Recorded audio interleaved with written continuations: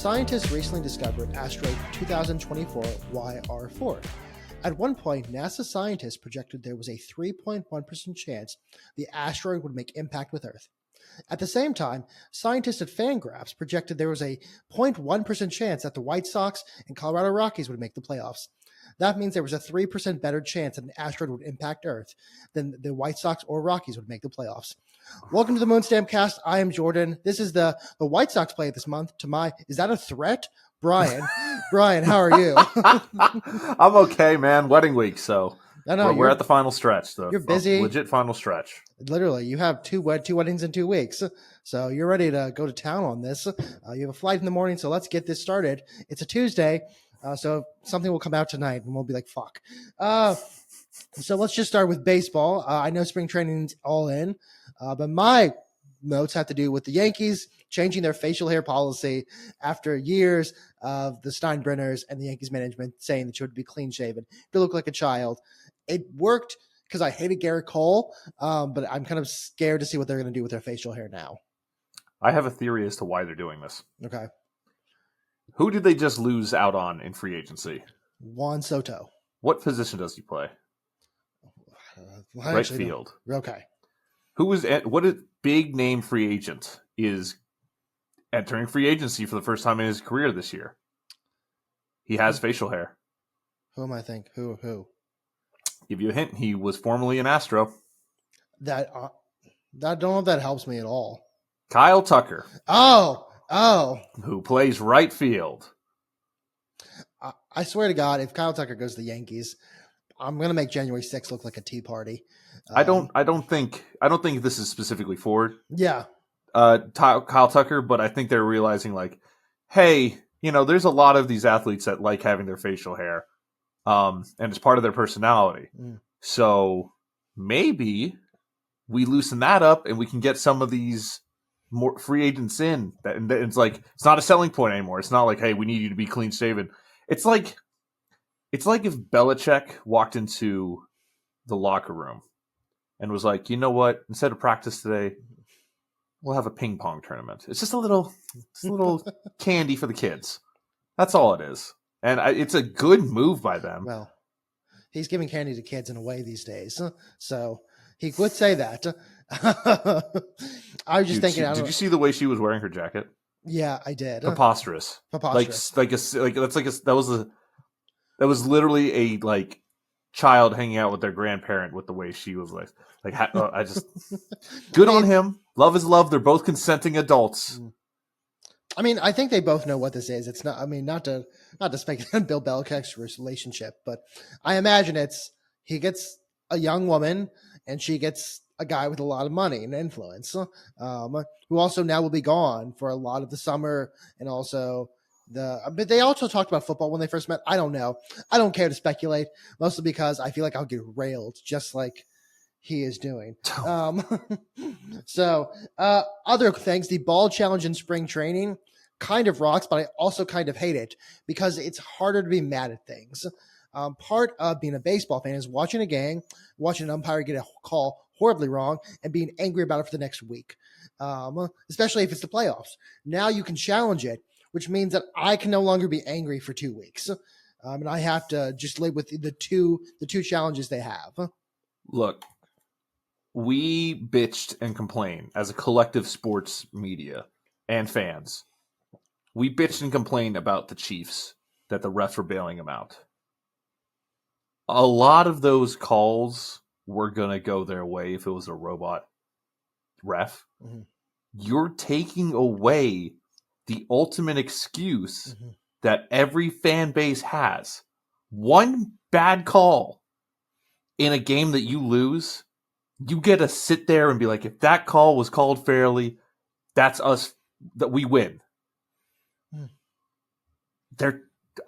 I like the, hey, robot umps, kind of, I like it in theory, but you're taking away, the Angel Hernandez, fucking up an entire game.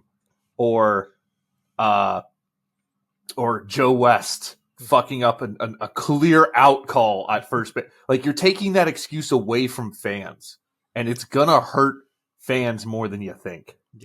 I want to be angry Like, I enjoy the ability to blame the fact that we have lost a game on someone else, mostly just the umpire, because they're an easy target. You can just say they did it wrong because it's human error. Now it's like, well, if my pitcher and catcher, called it twice already, and there's another bad call, now I'd be like, well, shit, that's their fault, kind of. They should have saved that.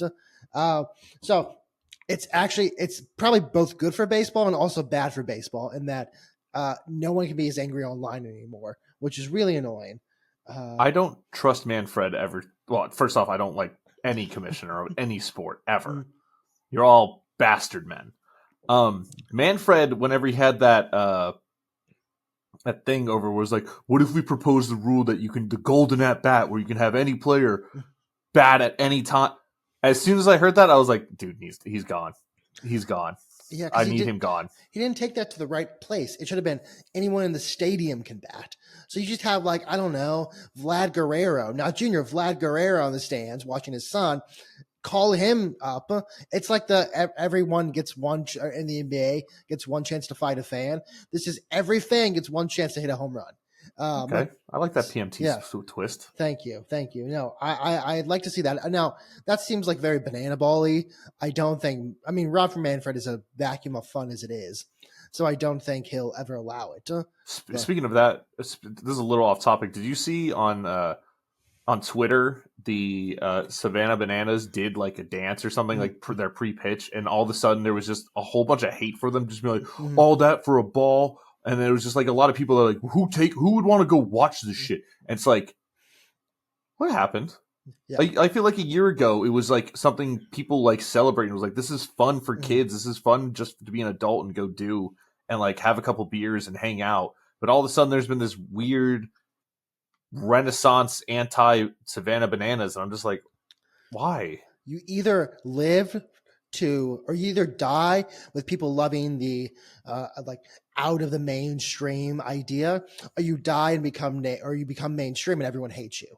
I fucked it up so badly. But yeah, no, the problem is like now the Savannah Bananas are mainstream, where it's like people are for some reason taking this as a form of actual baseball. Like, Savannah Bananas, fun time probably. Like if you take your family, blah blah blah. If I saw that shit in like World Series, I'd kill somebody. But that's very different than watching it as like, hey, these are like minor league guys, unaffiliated minor league. They're there to have fun. They're there to entertain. Part of actually trying out for the Bananas or the party animals is you have to be able to entertain the people. So like, I don't get the hate because it's like comparing college basketball, it's like comparing like a high school court to the NBA. Like there's two different things you're doing. It's actually compare the Harlem Globetrotters to the NBA. That's where I was going to go. They're two different things. Like they're trying to accomplish, like in the NBA, they're trying to win the game. The Harlem Globetrotters are going to win no matter what. It's just there for fun. They're there to do flips. It's there for fun. I don't get the hate. I think the Bananas are cool. They've introduced new things. They've involved the fans. They made baseball. No, I'm not going to say cool again because I don't think that's a way to phrase it, but they've made it a spectacle in some sense where they can sell it at an MLB stadium for 3 nights in a row. So I think the hate is just like people. I think actually what has happened is the offseason has gone on so long, people have forgotten that isn't like proper baseball. I will also say this seems to be limited to Twitter, which is just a toxic cesspool half the time.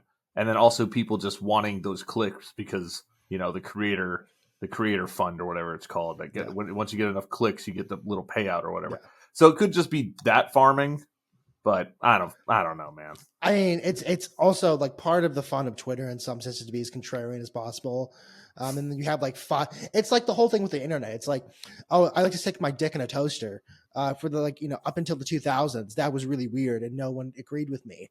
And then I got on the internet and like I found 500 guys online who are like, sticking your dick in a toaster is really fun. And now like I feel like I'm normal because I like to stick my dick in a toaster.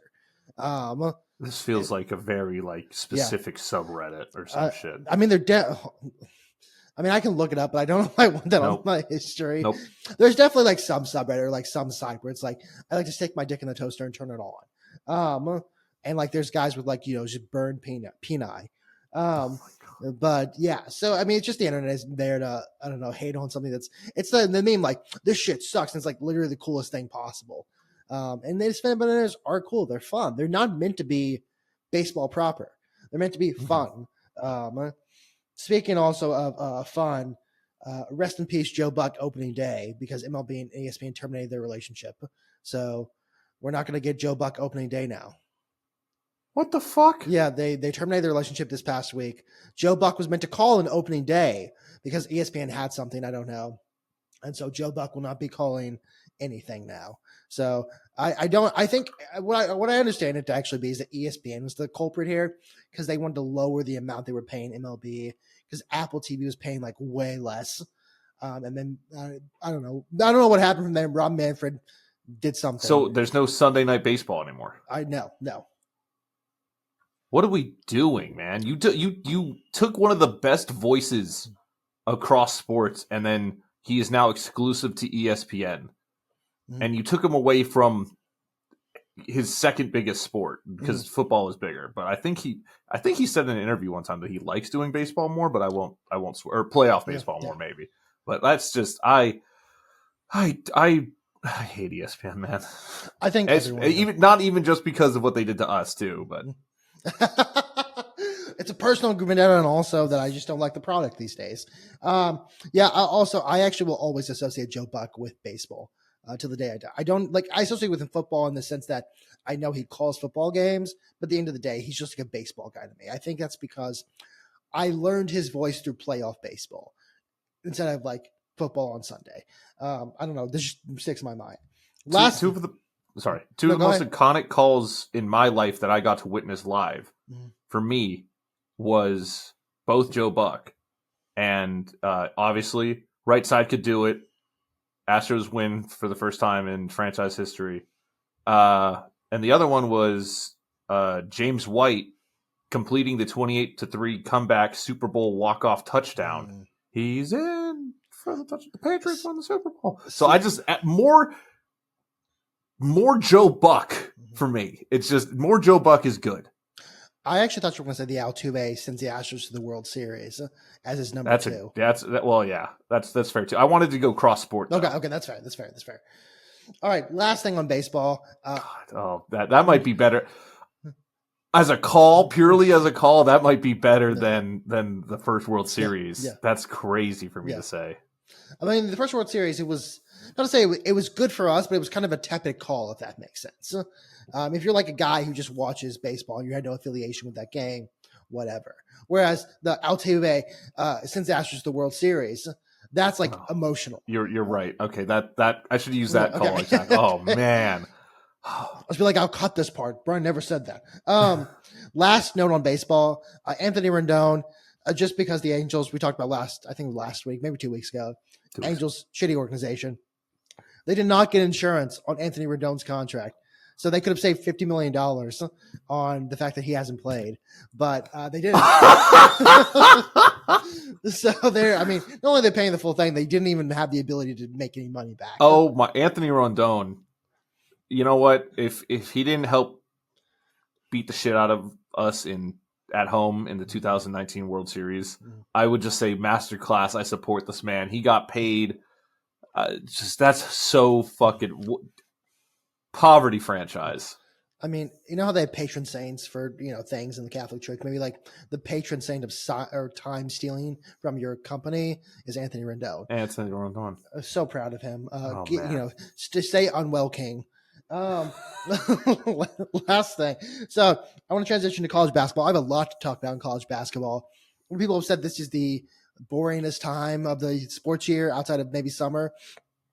Not when you're watching college basketball. There's a lot happening right now. We're coming to the end of the conference. I almost called it the regular season. They'll call it the regular season. Conference play.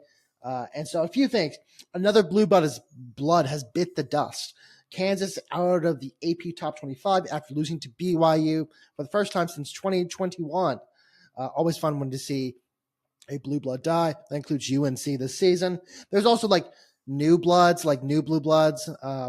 But I like to see Kansas die because that also means, for my thing, UH has clinched its share, at least this portion of the Big 12 championship. I can't remember what they call it.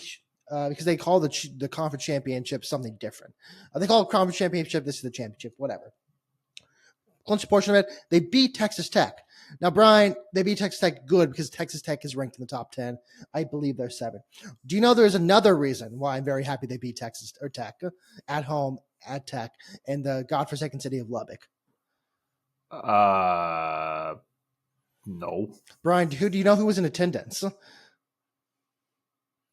It was a man who went to Texas Tech and also just lost the Super Bowl. His name is Patrick Mahomes. Oh, he got to watch Patrick Mahomes and Brittany Mahomes, who got to watch their beloved Texas Tech get destroyed. Not really destroyed, but they lost on a home court. It was just nice to see that he just keeps losing. He's maybe the year's biggest loser already in contention for that. We'll see. So good for him. Other thing, Alabama basketball, their schedule sucks right now. They lost to Mizzou. They ranked 15th. Brian, in that game, there were lots of fouls and free throws. 52 fouls, 68 free throws. In the first half, there were 19 fouls. In the second half, there were, I think that's 36 fouls. Now, this brings up the question, will this translate well to the tournament? Because this is something that happens a lot that I've witnessed myself with UH, is that you see a team that plays very physically, and they can play that within their conference because the refs kind of know what they're doing because they've seen that team before. Other teams play physically against them. Problem is, you get to the tournament and they try to play physically against a team that doesn't play physically, and all of a sudden you're racking up people getting their 5 fouls pretty quickly. I almost compare it to Duelist Kingdom, where you have like the normal, like you have your freaky fish guy, you have like your bug guys, you have your weevils. And then you get to the actual playoffs and the castle, and you're in the shadow realm. And so, like, it just doesn't feel like you're playing the same game the entire time. I would argue that SEC refs not really calling things in the first half is equivalent to Duelist Kingdom's first half, and then SEC refs calling a lot in the second half is kind of paramount to what they'll see in the tournament. That refs are going to call more against SEC teams like Alabama, who seem to foul, kind of wrestle and play more. 2 things. Yes. 1, do you remember the very weird 2-on-2 labyrinth duel? Was that the two dudes who don't lie and one lies and yes. The rhyming twins or whatever? Yeah. What the fuck are we doing, man? And number 2, how do you feel about how they are going to fare tonight? We'll know the answer when this is out, but I'm curious to know what your prediction is when they go against, I believe, number 24, Mississippi State. Yeah. I mean, I don't really know. Like, the thing with Alabama is Alabama doesn't shoot in the mid-range. Alabama shoots threes and close. I don't honestly know a ton about Mississippi State's defense, but it also doesn't matter how good their defense is if Alabama can't shoot threes. Like in the Auburn game, I think they went 0-6 or like maybe 0-7 for the first time they were shooting, or the first times they tried to shoot threes in the first half. And that really impacted their score in the first half. And then all of a sudden they shot threes and they were back. So Alabama's like a really weird team that are really streaky when it comes to offense, and they have to be on it to be on it. Do I think they'll win? They beat Kentucky. I imagine they can beat Mississippi State, because I think the next game is Florida, then Tennessee, Florida, Auburn. It's some of those combinations. It's like 5-3-1. And so I don't know. It really is up to them. I think they'll win it, but I'm also an idiot. So I don't know if you should trust me. So they're live or die by the 3, which means they're a very fun over team or a very miserable over team. Got it. Mm-hmm. Yeah. No, that's a team you're going to – so the thing with the SEC, that's kind of how it plays, is that choose the over, because the overs are fun. At the same time, if neither team can shoot, always choose the over first off. If neither team can shoot, you're kind of just shit out of luck. Like, the team forgets how to play because they don't play a ton of – like I said, they don't play a ton of defense, but defense isn't their forte in the big – or the SEC, not the Big Ten. Big Ten, whatever. I mean, they're fine. I just fucking hate how commentators love them. Michigan State, just want to mention them. They're probably the best team in the Big Ten. Beat Michigan, beat Purdue. They're both teams are ranked. I want to talk about some natty implications real quickly. I think I mentioned this, that every year someone tries to figure out the magic formula how to pick the champion. whether it be like, and this, 96% of, so I'm going to do that real quickly. 96% of national championships champions since 2001 have been top 21 in KenPom offense, and 91% of national champions have been, since 2001, have been top 31 in KenPom defense. There are, I forgot to count how many, but there are schools that also, it's Texas Tech, Iowa State, Duke, Auburn, Florida, Arizona, Clemson, or not oddly, Maryland. You don't think of them really as a basketball school. So those are meant to be the national champion. Will it happen? Maybe. Yes. I made a prediction on our prediction show at the beginning of the year that a number 5 seed would win the national championship. Are any of those currently projected to be number 5 seeds? I don't. The best I can probably give is Maryland, or probably, where's Arizona ranked? Arizona's been a weird run. The most probably is Maryland or Arizona. Maybe Iowa State. Honestly, Iowa State's looked like kind of shit. Iowa State's also lost 2 of their top guys to illness and injury. So when Selection Sunday happens, we'll reconvene and we'll go through the 5 seeds, and you'll tell me, am I fucked? Yeah. Okay. Cool. I mean, there's always a chance a 5 seed could win. The magic thing is usually it's like a 1 or 2 or 3. It's like being good is actually good, as much as we want another team to win. On the AP poll, I have a few things. High Point in the Big South, led by Keza Giffa. I don't know if I pronounced that right at all. I got 3 votes in the AP poll. I'm hoping they get to number 25 before the year is done. Won't happen. Yale received 1 whole vote. The Ivy League was supposed to live up to a lot of hype. Columbia, I think, was 11-0 going to conference play, and now they're like 13-11. They lost they're like 1-11 or 2-11 in conference play. So didn't live up to the hype, but Yale got 1 vote, so good for them. I always like when like a small school in a small conference gets that. Last thing, I have some games to watch. This Sunday, Memphis and UAB. Memphis first in the AAC. UAB is third in the AAC. Implications for if Memphis will win.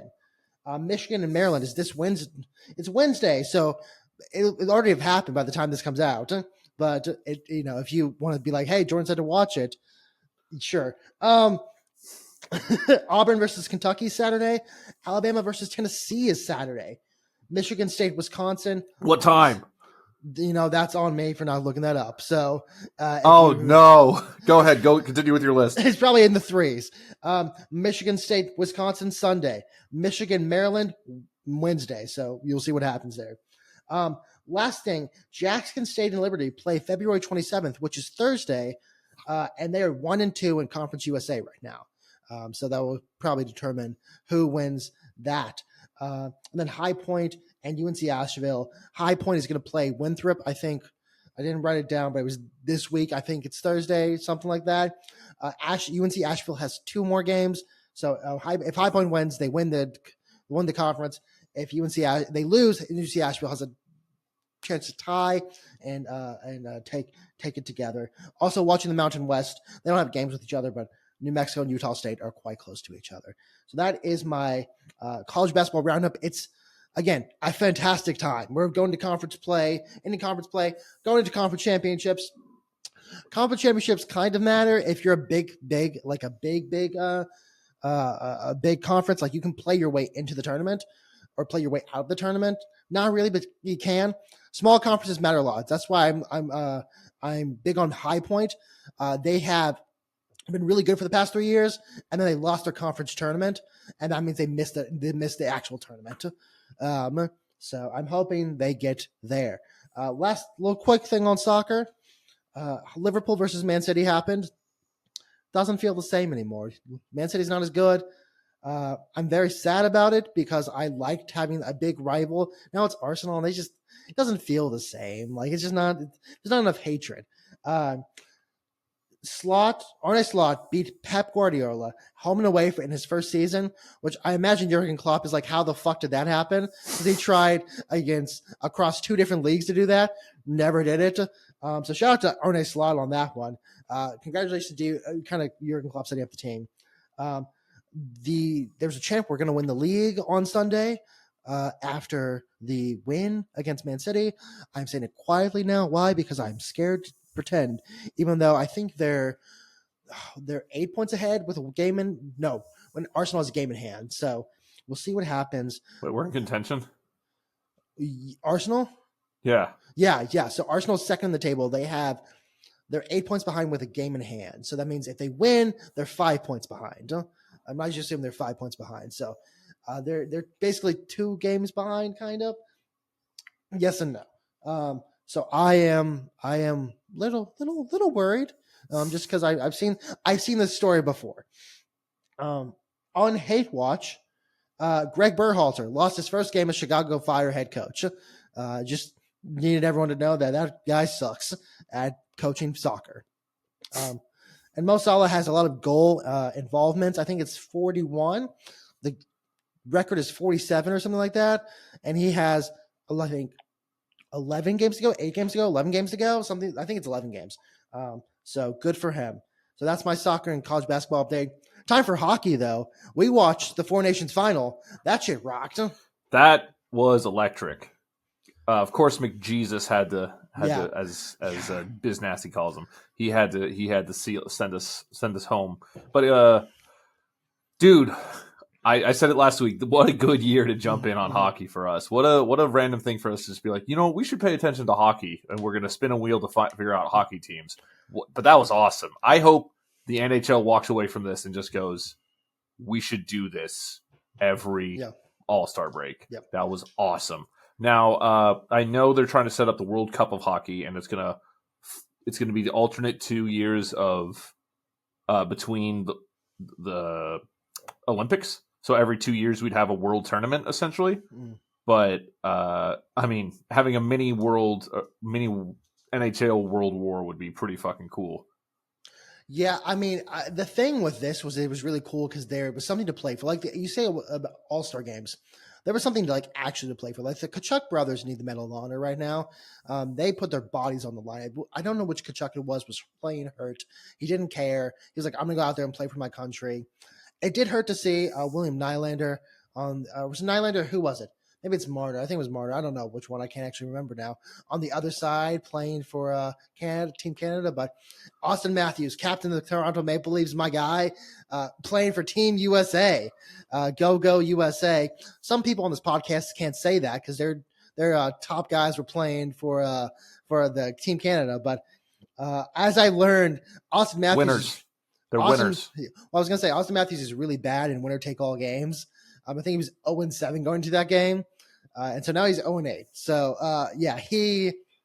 it's not his fault, but at the same time, it does kind of say that there's a pattern, and it worries me about the Maple Leafs. I already knew they were Dallas Cowboys of the NHL, but it feels worse knowing that it's true. Yeah.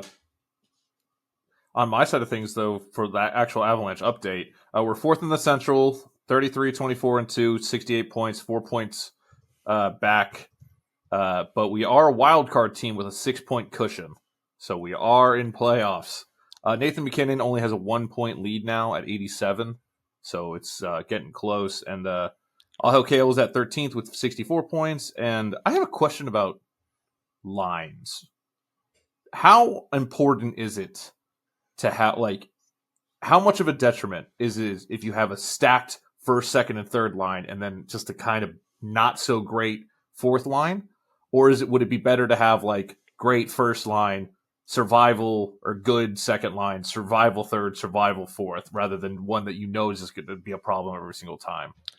So I actually had a question as well, but it's about McDavid's goal and the Four Nations.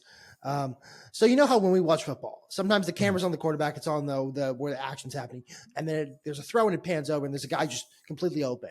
And when we go back in the replay, it shows hey, there was a busted coverage, and we can all kind of tell there's a guy who was either in zone or wasn't covering right, whatever.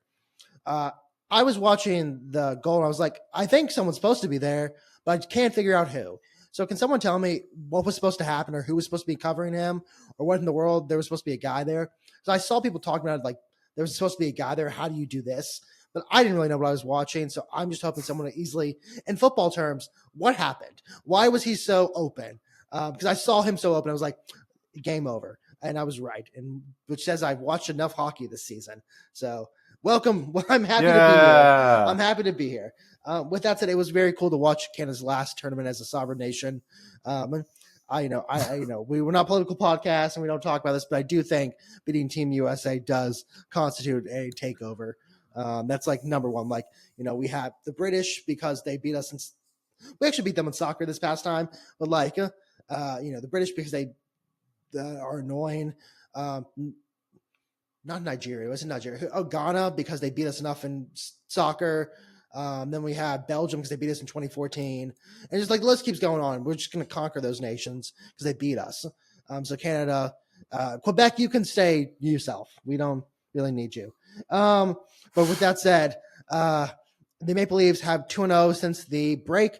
And I am happy. I think I don't really check. I was just so invested in the Four Nations. Totally forgot to do my research. So they're 2-0 since then. This did feel, though, like the 2022 World Cup in terms of America, where you had a lot of people watching for the first time. And the 2022 World Cup final was a great game. It was a fun game. I will say France kind of relied on Mbappe, but, that's kind of what happens. Argentina kind of did with Messi, but there were other guys, goal scorers and other guys actually involved. With that said, I've said with that said way too many times. It was exciting to watch, and I think the people are going to care a lot more about hockey now, especially with Ovechkin getting his goals. So he could break it this year. It's going to be close, but he could break it this year. He's on a crazy pace right now. He broke something recently, and I honestly should have looked it up beforehand. Again, we're basic hockey guys. We don't know much. So yeah, hockey rocks. That game rocked. Go Team USA. Sorry, Canada, you're coming to us now. Because I just didn't like losing. I didn't like losing. It felt like the first period I was like, it's okay if we lose. Second period I was like, oh, okay. Third period I was like, we better win this game. I'm gonna lose my mind if we don't win this game. So that's all I have for hockey. All on my end too. Okay, cool. I'm going to give an award this week in football. It's called the Lil Sass Me Award to Yeti Coolers for being tagged and the Steve Smith slept with my wife post. Right. Why was Yeti Coolers there? No clue. I looked up to see if he was like a sponsor or like was big into Yeti Coolers. Nope. I imagine it's because Yeti is best known for things being put in it, just like that guy's wife had things put in her. So I think maybe that's why they were tagged, but I don't really know. So shout out to them for some, good marketing, great marketing. Who knows? We're all talking about Yeti coolers, which are already good product. So I don't know. I just thought it was a fun time for them. Steve Smith is a dog. Yeah. He's got that in him, man. Did you see the phone call clip? I have not. I saw there's something. I had not seen. I saw that she was in the marching band. So tell me about the phone call clip. Huh? So he calls her. He calls him off his wife's phone, the one that Steve Smith's been fucking, and he just goes, "So man, you've been like fucking my wife." And there's like 10-second pause, and he just goes, "I'm sorry," and then he just starts laying in like the guy whose wife got fucked starts laying into him, and Steve Smith just stays silent and doesn't say another word and just like hears it, and then like there's a pause or something, and then he just hangs up, and it's just like, okay, man. I respect that actually. Like he didn't fight it. He wasn't like trying to fight the guy. He was like probably messed up, but who cares? I was just gonna take this and hang up. Honestly, good for Steve Smith. There's a lot of ways this could have gone. Like public bat. This could have been like Zion's baby mama, Muzz, I don't know, the porn star who released all that stuff where it's like they're fighting in public or whatever. Steve Smith just owns it, says whatever. And this guy now looks, I'm not going to say crazy because I don't think that's the right word to use, but he does look like the fact that he tagged, again, Yeti coolers and I don't know, everyone else. It looks like he wants something that he wants his wife to be unfucked somehow. Not possible. Good luck. Yeah. So the only other story I had from football was we're going from pushing tush to the tush push. The Packers put an official grievance in with the NFL office to try and ban the tush push. It looks like, and then I saw one take that was just, well, maybe your defense should stop them before they get put in that situation. Yeah, wow. What brilliant! It's the just draft a quarterback all over it. Wow! Holy fuck! Why did no one think of that? Just stop them. Just stop. Just don't let them get to the one of the two. It's so easy.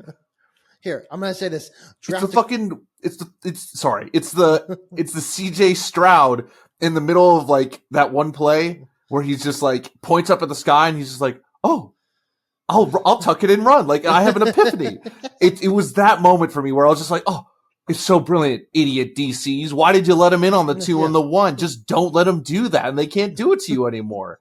You idiots. Well, I hate the internet, man. I mean, yeah.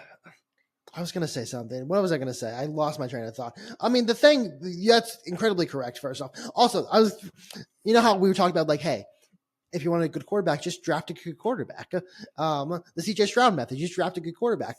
If you want a quarterback that can do the tush push, have your quarterback squat 600 pounds. All right? It's that simple. There's a reason every other team fails to do it. The Buffalo Bills have tried it way too many times. The Green Bay Packers tried it. That didn't go well. I think Jordan Love, it was a false start penalty because he just did so badly. I was trying to think of, is there ever been another player, like another thing, that one team is like super good at and no one else is good at, and people get one banned? So I was trying to think of like recent bannings, like the shift was banned, but everyone did that. I can't come up with anything where like one team was really good at one thing. I mean, you can maybe say the Astros in 2017, but that may have been already against the rules. One team was really good at one good thing. And really good at one thing. I just got the image of Manfred just like sitting all like 30 owners down and just being like, okay, guys, no more cameras in the outfield directly sending live footage to the dugout. That's done with. No more. They tried it once and they got away with it, those rascals. But it's like a Scooby-Doo thing where like, Jeff Luhnow's like mask unveiled. It's just him. He's actually phenomenal. Orbit. He's Orbit. Yeah, no, I mean, again, if you just want to, two things. If you want to be able to do it, stop them from doing it. Just don't allow the Eagles to score or get that far. Dear Patrick. Number 2, that was a Dear John joke that I don't think would have registered with anyone because it didn't make good sense at all. Number 2, just draft a quarterback with really big legs. Or can squat a lot of things. So I don't understand. I think it's really stupid.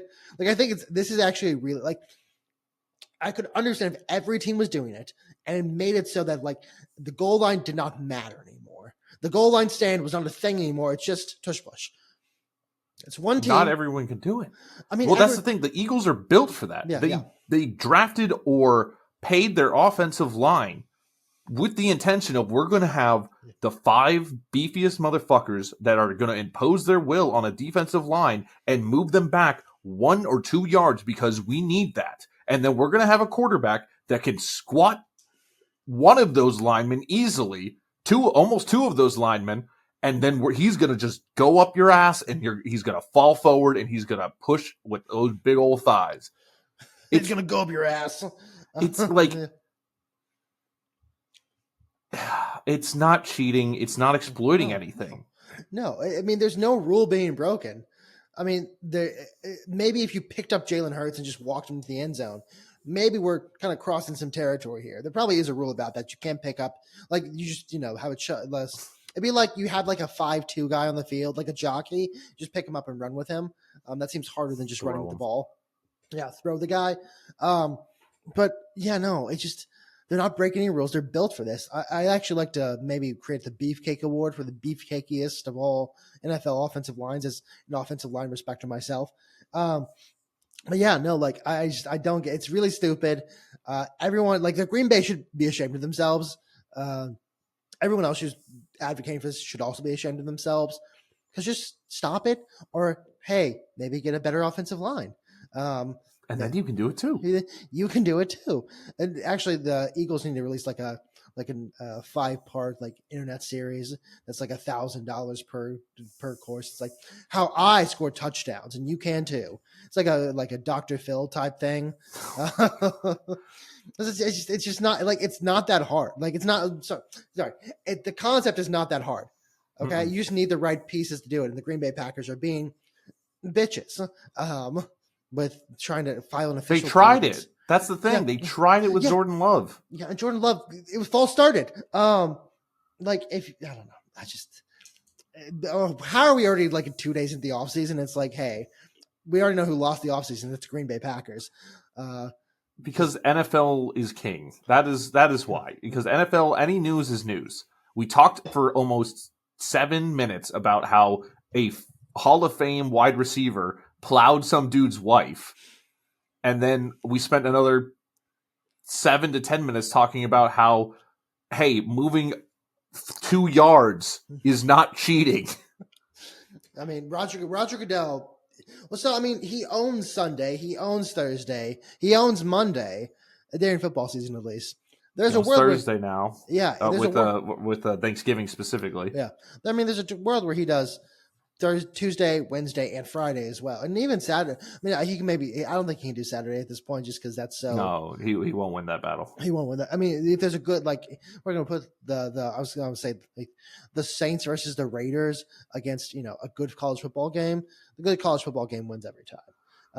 Dude, it's been like 2 weeks. I need football back. Actually, no, hold on. In a month, I'm going to feel like I need football back once March Madness is over. So I'm going to look this up. There's a team, I think it's the Gunslingers. I don't know if it's still there anymore. There's an Arena Football League team up for sale for $7,000. 70? 7,000, not 70. 7. Yeah. So I am just saying, if you're really that bored already. Yeah, okay, it was 3 days ago. You could probably buy an indoor football league team for $7,000. And I think it's the Amarillo Venom Indoor Football League selling for $7,000. Now, Brian, the question is, would you like to buy a football team? Do I know anything about running a football team? No. Do I think we could keep up the cash flow? Not at all. No, I'm in school. Yeah, I mean, you could be in the school of hard knocks next. The school of life. Yeah. True. Yeah. Just be when my fiance comes home, babe, I've got a business opportunity for us. You should create a PowerPoint, create a Prezi, not a PowerPoint, create a Prezi. All right, go a little above the. Is Prezi still a thing? God, we're old. But yeah, no. If you want, I mean, listen, babe, what if we took all the money we get from our wedding and invested it? Oh, in real estate? No. In a way, it's real estate. There will be a building involved. You just won't own the building. Picture football inside. Not just inside. What if there are walls? But it's 4-on-4 or 5-on-5. Yeah. Imagine there are 3 people who watch every game. Including the owner. The family's actually the players don't even watch. They can't find it on TV because it's not on TV. So yeah, no. Actually, dear viewer, listener, if you'd like to give us $7,000 to buy a football, I mean, I like that you said viewer. Yeah. And not viewers. Yeah. I mean, there's one person, and it's some poor soul who's like, all we need is one. All we need is one. I'm actually going to title this episode. It's going to be I don't know, basketball, hockey. We need $7,000. Not even subtle with it. Not investment opportunity. No, we need $7,000. No, we need $7,000. I mean, I love it. Yeah. If you want to save your eternal soul, give us $7,000. That's your Joel Osteen promise. That's such a Houston. I mean, it's everyone reference, but I feel like it's Houston only.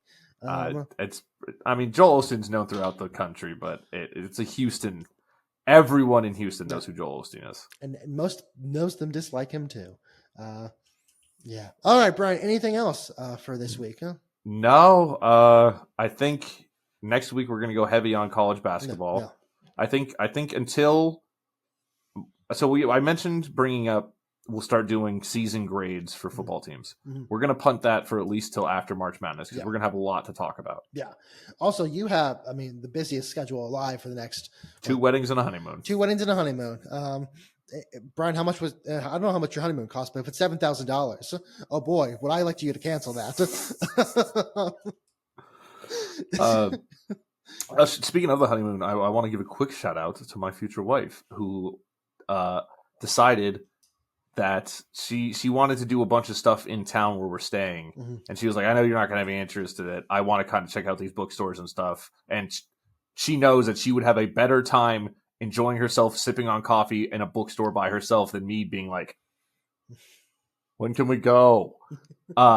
She was originally going to do that on Wednesday. And then I looked at her and I was like, would you mind doing that on Thursday? That's the beginning of March Madness. And she went, yeah, I'm okay with that. And she's just going to leave me with I think I'm bringing 4 different screens. Okay. So enough to watch some of the games going on, but not all of them at the same time. Okay, Jordan hack. That day, you have 14 hours of basketball. Miller High Life, a little bit of lemonade. Create yourself a little shandy. Just feels like spring / it's summer here. I don't know where you're going for your honeymoon. Don't tell the people. We don't need to stalk you. But wherever you're going, hopefully it feels like spring as well. Just watch, in total, you'll watch, 28 times 2? That's a number. 56. I got that kind of quickly. There we go, Miss Williams. So 56. I don't know if that's... My God. What a fucking reference. I know. That's going to play with nobody. No one's going to understand. But 56 hours of television. Drink a beer an hour, maybe. Who knows? Sorry, my beautiful new wife. Did you see Drake play? They may make the tournament. So, all right. Anything else from you, Brian? No, that's it from me, man. Just wanted to give a shout out to, in college wrestling, AJ Ferrari, already controversial as it is as a wrestler. Outside Matt, California's son, all right?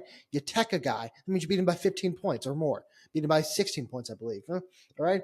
Go, you do the splits, do a double bird, but his double bird was this, but he usually does the other one. And then he goes and daps up the president of his college. So kind of shout out to that. It was the really cool sequence. Wow. The NCAA championships for wrestling are coming up in 2 weeks, probably. That's usually spring break, so somewhere in that time. I'll probably talk about it. I watch it every year. Really don't know who anyone is. So other than Spencer Lee, who was in the Olympics, and the others, I don't think there were any other college wrestlers in the Olympics, but Spencer Lee was. Brian, where can the people find you? You can find me at Auric Polaris across all social medias, especially twitch.tv/Auric Polaris, AURICPOLARIS. I will not be streaming for the rest of this week. I am off to the first wedding tomorrow early, and by the time you're hearing this, I've been there for a day. I'm going to try and stream a couple times the following week before my second wedding. Do you want to have a... Jordan, where can the people find you? I was going to say, do you want to stream at your wedding? We'll just have a setup in the corner. Just be playing Dark Souls or something. You have guests. I wish. All right, you can find me at Jordan's Thoughts on Twitter. I will try to tweet there ever again. And then Moonstamp at Facebook, Instagram, Twitter, YouTube, and TikTok while supplies last. Thank you so much for listening this week. It's going to be a very fun week of college basketball. Please leave a like or a review or a comment or wherever you're listening. Do one of those things. We appreciate you so much. Stay beautiful.